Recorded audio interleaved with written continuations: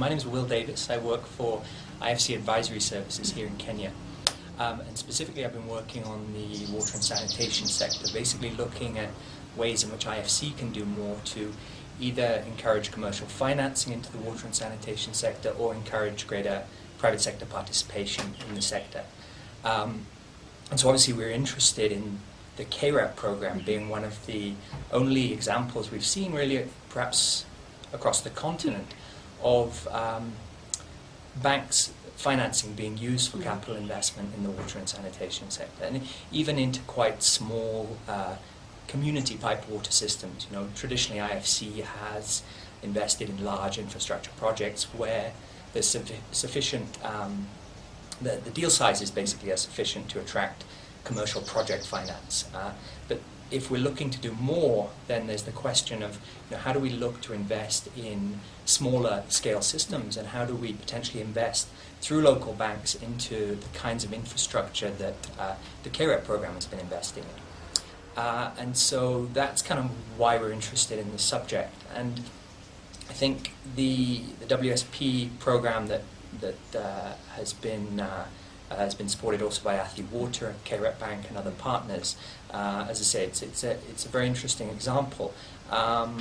What our interest is how do you scale this up nationally? So, you know, I'm not sure the current figures, but if there's been 20 to 30 projects financed so far, how do we think about taking that to a national scale, potentially to a point where IFC could come in with commercial funding, most likely channeled through one of the local banks in Kenya.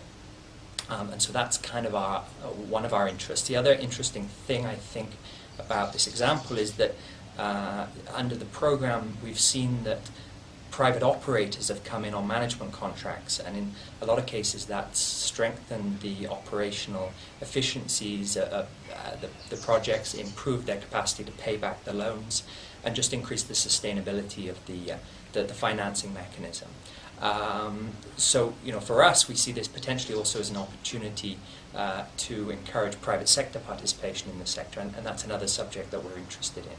So I think basically there's the financing, and then there's the local private sector participation, are the two things that we're most interested in.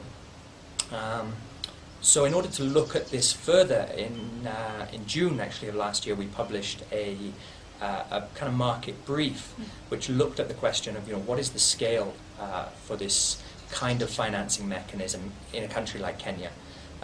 You know, what kind of investment numbers would we be talking about if we took this to a national level? And also looking at what are the barriers in terms of attracting more private sector participation into the sector, and specifically into the management of small scale water infrastructure. And so basically, I mean, the studies are now available and was published by IFC in June of last year.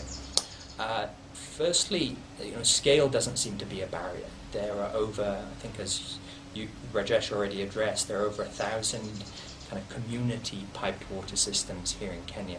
Now, while probably a significant majority of those wouldn't be in a position to take on bank financing, even if we're only talking about a small percentage, you know, 5, 10, maybe 20% of those systems being in a position to absorb bank financing, that's a significant pool of projects, and that's a significant amount of investment that could go towards increasing access to water and sanitation from commercial banks here in Kenya.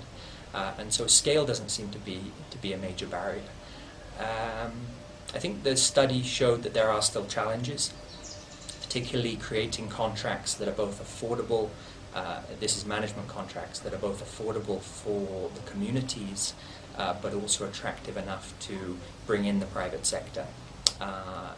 Is one of the barriers that we've seen, and so we're interested in exploring other potential transacting mechanisms with the private sector, maybe looking at things like build, operate, transfer contracts, of which there are some private companies who are interested in exploring similar kinds of contract arrangements. In terms of scaling up the financing mechanism, I think as Rajesh in his paper and the presentation outlined, there are still issues around licensing, around water pricing, and around some of the transaction costs of the projects to date. The KREP program has shown that despite the challenges that have been encountered along the way, has shown that commercial financing into small-scale water infrastructure is possible, and I think that's the most remarkable achievement of the program so far.